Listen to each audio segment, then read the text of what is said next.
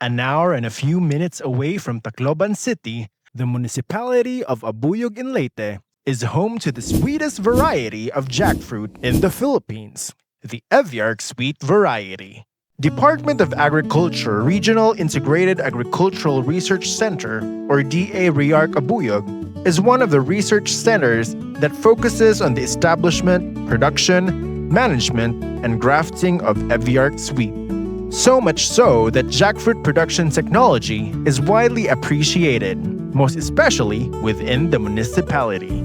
All year round, one can easily spot grafted Eviarc Sweet planting materials along the Balinsasayaw-Abuyog Road. During the peak season, which usually starts July to August, vendors will put up makeshift stores where they can display their products for the travelers along this route. When one visits Abuyog, there's a high chance of a jackfruit plant in a household's backyard. For some, they have allotted a bigger portion of their land to establish a jackfruit production farm.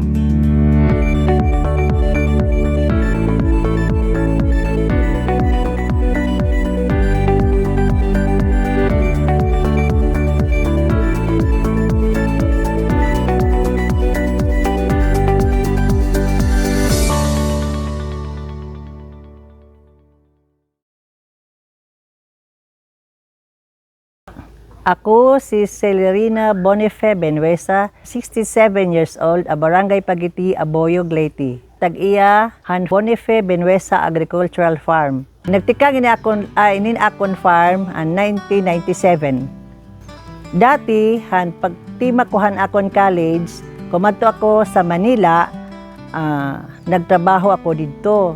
Tapos didto ako nag-asawa ha Manila. Tapos, ang akong asawa na siringhiya nga, mapay pa siguro muuli ka sa Leyte. Kay liwat hi nanay, lagas na. Para liwat ka makabulig dito sa pag-alagyamhan farm. Pag-uli ko nganhi, active na ako pag took over han farm han akon ginikanan. So, amo adto nga, nagtikang na ako pagtanom, una ko gintanom amo an okra, kay masayon la siya alagaan. Tapos, nagtanom na liwat ako yellow corn and white corn. Nakita gihap na may daghapon akong income.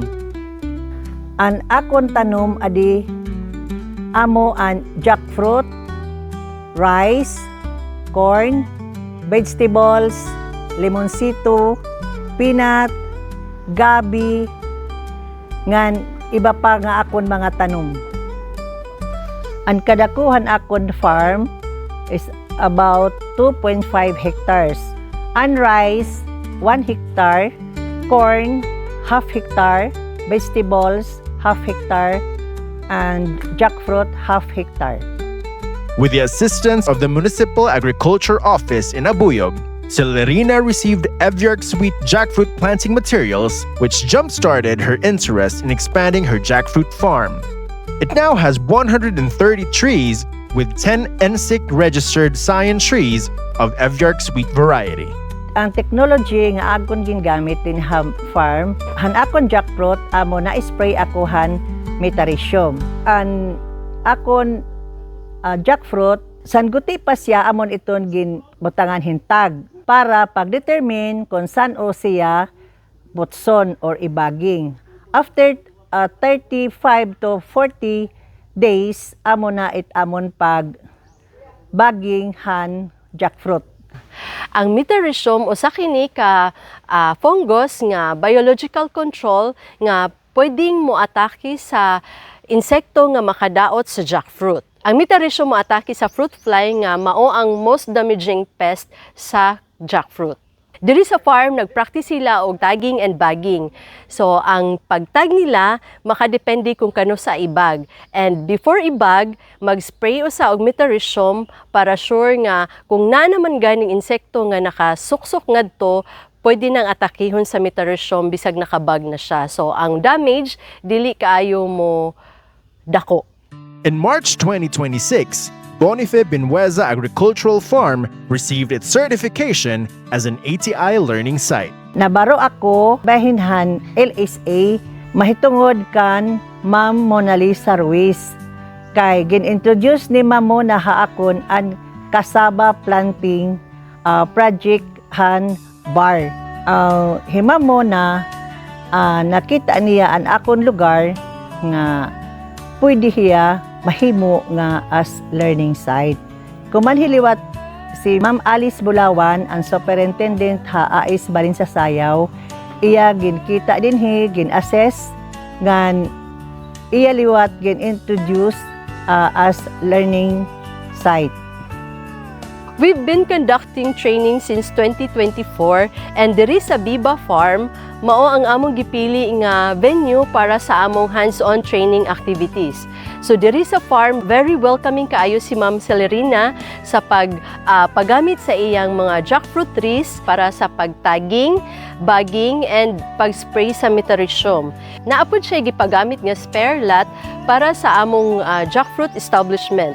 Sa kadto nga lot, nagtanom mi og jackfruit para sa among jackfruit establishment hands-on activity. Ag kadto nga lot nga among gikuan, diyan na po'y training inagka next year, balik na pud mi ato para sa pruning activities na pud.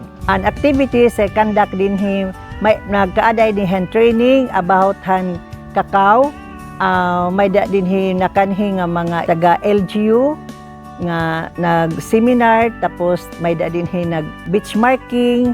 Adi liwat, may da namon adi nga farmer field school and vegetables. Karugan liwat, may da kumanhihin mag-training about establishment of jackfruit, management and jackfruit and hands-on activity. Celerina's jackfruit harvest has reached customers in Abuyog, Tacloban, and Cebu, some of whom visit the farm to collect the fruit. She also sells some at her stall in the local market, while others are being sold to her sukis. In one particular season, the farm earned 180,000 pesos, but not without challenges, especially managing the farm on her own. An akon mga anak, may da nihira trabaho. So ako nagudlaan nag-manage din sa farm. May da ko usa ka permanent nga laborer, ngan may daliwat ko duha ka on-call laborer. Ang akon challenges nga na-encounter amo an high cost of labor, expensive fertilizer. Para ma-solve ini nga challenges, nabuliglat ako in farmer cooperative, shared machineries, ngan paggamit han organic inputs. Sa akong nakita, maayo kaayo ang mga practices nga gipanggamit ni Ma'am. Manghinaot ko nga ipadayon ni Ma'am Celerina ang iyang mga maayong practices nga iyang gibuhat diri sa farm, and more partnership and activities to come sa mga umaabot nga mga panahon. From the backyards of Abuyog households to the wide plantations along its rolling hills, the Evyark sweet jackfruit has become more than just a fruit. It is a symbol of pride, livelihood, and innovation. Recognized as the sweetest jackfruit with its golden yellow arils and unmatched flavor, it continues to draw travelers, farmers, and entrepreneurs alike. With ongoing support from the Department of Agriculture, Abuyog's jackfruit industry is poised to reach new heights, bringing local harvests to national and even global markets. As the sun sets over the farms of Abuyog, one thing is certain: the legacy of the Evyark Sweet will continue to thrive, sweetening lives and sustaining communities for generations to come. Ang akon message nga tohan mga farmers, magtikang kita hinguti, be patient, han aton pag-uma, and farming nakabulig ha aton pamilya, han aton community.